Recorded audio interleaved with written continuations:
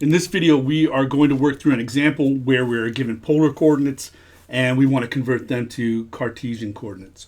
Okay, so the question is, if a point has polar coordinates -4 and theta equals 4 pi over 3, what are the Cartesian coordinates of these points? Okay, so if you remember in the previous video, we talked about what you would need to convert those over, and that is x equals r cosine theta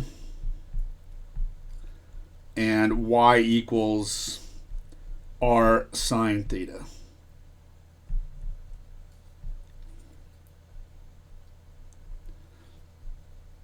Okay, and we know that this is the polar coordinate form, so our value for r is -4, and then cosine theta is 4 pi over 3.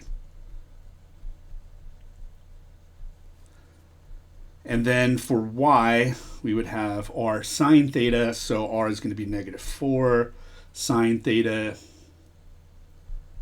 is going to be sine of 4 pi over 3.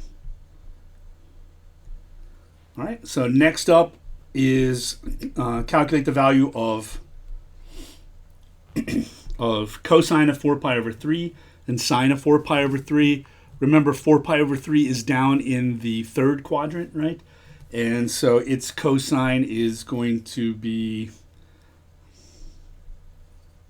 -1/2. And for y, it's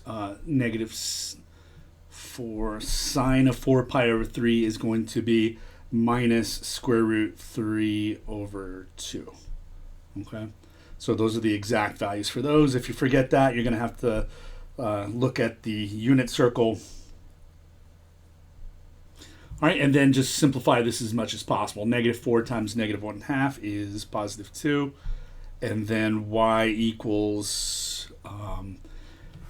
2 goes into -4, -2 times, and then -2 times -√3 is going to be 2 square roots of 3. Okay, so the Cartesian coordinates are going to be 2 square roots of 3. Okay, if you need, so that's the exact value, right, of those coordinates. If you need a decimal approximation, then you could punch that into your calculator and figure out what that is. All right, and that is it on this one.